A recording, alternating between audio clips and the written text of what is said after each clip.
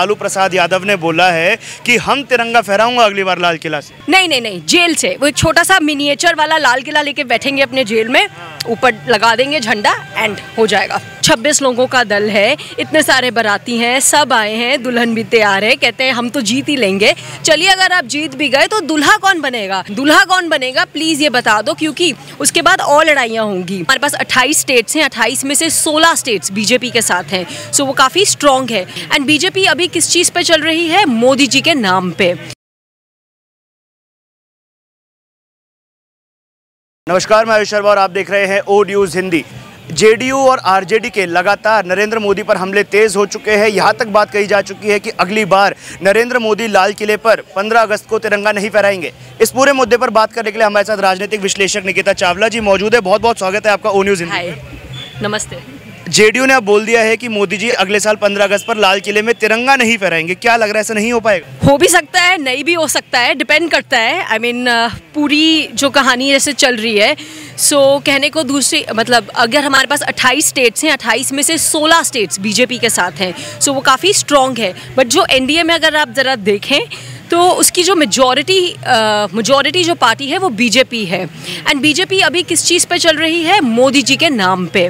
मोदी जी की पॉपुलैरिटी, उनसे प्यार, उनसे प्रेम पूरे देश को है। लेकिन क्या उन्हीं के नाम को, इनफैक्ट उनके नाम को लेके स्टेट इलेक्शंस भी जीतने की कोशिश की गई, जैसा अभी आप, बट कई बार हारते भी हैं। हाल ही में जैसे वेस्ट बंगाल एंड कर्नाटका, उन्हीं के नाम पे जीतने की कोशिश की। सो रीजनल लीडरशिप भी ज़रूरी है।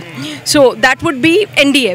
बट क्या जेडीयू जीत सकती है? ये देखने वाली बात है, मतलब क्या कहने की बात है उनके लिए। पर इतना कॉन्फिडेंस की तिरंगा नहीं फहरा पाएंगे, अगली बार आने नहीं देंगे। एक क्षेत्रीय पार्टी ये बात नेशनल पार्टी को बोल रही है, जो ऑलरेडी 2 बार से पूर्ण बहुमत में है। सो जेडीयू भी अभी अपने आप को थोड़ा और लार्जर देन लाइफ प्रोजेक्ट करना चाहती है। मतलब 26 लोगों का दल है, इतने सारे बाराती हैं, सब आए हैं, दुल्हन भी तैयार है, कहते हैं हम तो जीत ही लेंगे। चलिए अगर आप जीत भी गए तो दूल्हा कौन बनेगा? ये अनाउंसमेंट कब करेंगे? कोई फेस नहीं है। अगर आपका एक ब्रांड होता है, उसका एक नाम होता है, तो कोई एक फेस भी होना चाहिए जो उसको रिप्रेजेंट करता है। तो कौन जीतेगा? दूल्हा कौन बनेगा प्लीज़ ये बता दो, क्योंकि उसके बाद और लड़ाइयाँ होंगी। इंग्लिश में कहते हैं ना, too many cooks spoil the broth.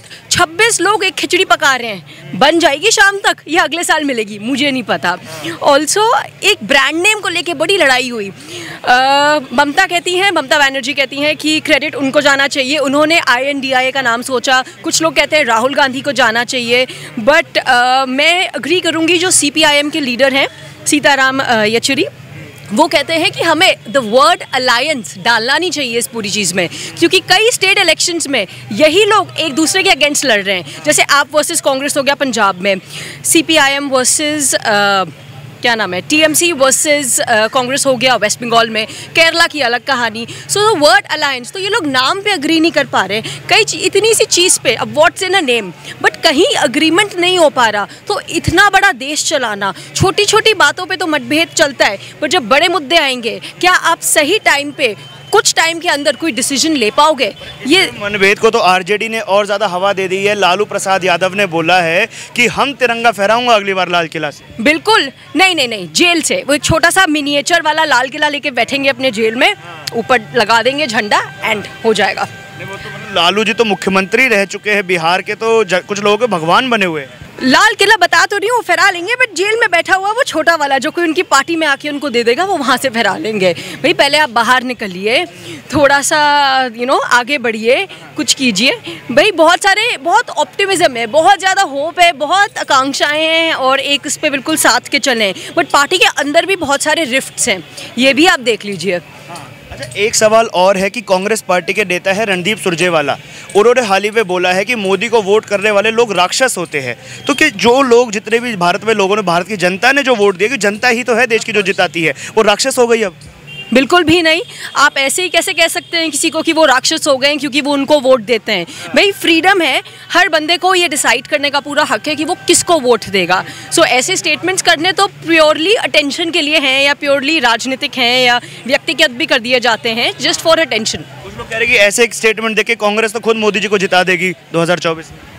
वही तो, बहुत सारे लोग हैं, 26 लोग आए हैं अब की बारात में, तो इतने सारे व्यू पॉइंट्स, कहने को उनके पास रीजनल स्ट्रॉन्ग होल्ड्स हैं, बट नेशनल पे और स्टेट लेवल पे जनता अलग सोचती है। नेशनल पे अगर आप कर्नाटका भी जाएंगे, मैं हाल ही में एक बार गई थी अभी इलेक्शंस के पहले, सो स्टेट लेवल पे कोई बीजेपी को वोट नहीं करना चाहता था, बट नेशनल में सब मोदी जी के साथ थे। 75 to 80% का ये कहना था। मतलब ये एक पब्लिक का जो पब्लिक ओपिनियन है किस तरफ जा रहा है, सो वो नेशनल अलग दिखती है। अच्छा, अब दिल्ली में खड़े हैं तो ये स्थिति दिल्ली में भी है कि जब दिल्ली के स्टेट के चुनाव होते हैं तो सारी सीटें अरविंद केजरीवाल के पास चली जाती है लगभग, और जब एमपी की बात आती है तो सातों की सातों सीट बीजेपी के झोले में जनता डाल देती है। अब दिल्ली के मुख्यमंत्री कहते हैं मोदी जी चौथी पास राजा हैं, अनपढ़ हैं, उनको देश चलाना नहीं आता। मैं पढ़ा लिखा हूँ, IIT से पढ़ा हुआ इंजीनियर हूँ, मुझे मौका दीजिए, मैं बताऊँगा देश को नंबर 1 कैसे बनाएंगे 10 सालों में। आपकी पढ़ाई लिखाई, आपकी जो डिग्री है, उससे आपका कैरेक्टर या एजुकेशन नहीं पता चलता। लिटरेसी और एजुकेशन में फ़र्क है। मोदी जी होंगे, उन्होंने अपनी कहानी एक बहुत ही हम्बल स्तर से स्टार्ट की होगी, चाय बनाने से, और आज वो दुनिया के अलग अलग देशों में जाके चाय पीते हैं और उनको बताते हैं चाय कैसे पीनी है। सो एजुकेशन इससे नहीं डिसाइड होती है। लोकप्रियता जितनी मोदी जी की है वो अभी किसी की नहीं है। बट मुझे ये चीज़ भी लगती है कि अगर स्टेट और सेंटर में अलग अलग सरकार हो, अलग अलग पार्टीज़ की हो, और वो बहुमत में हो, मोर्चे की ना हो, तो शहर ज़्यादा अच्छा चलता है, क्योंकि एक तनाव बना रहता है स्टेट वर्सेस सेंटर। सो लोगों के एक मोनोपोली नहीं होती है, उससे जनता का फ़ायदा होता है। अब एक बात और उन्होंने बोली थी, आखिरी सवाल आपसे लेते हैं, इंडिया जीतेगा मोदी हारेंगे। इंडिया या INDIA है? इंडिया जीतेगा मोदी हारेंगे। मेरा भारत जीतेगा। बहुत बहुत धन्यवाद निकिता जी हमारे साथ जुड़ने के लिए।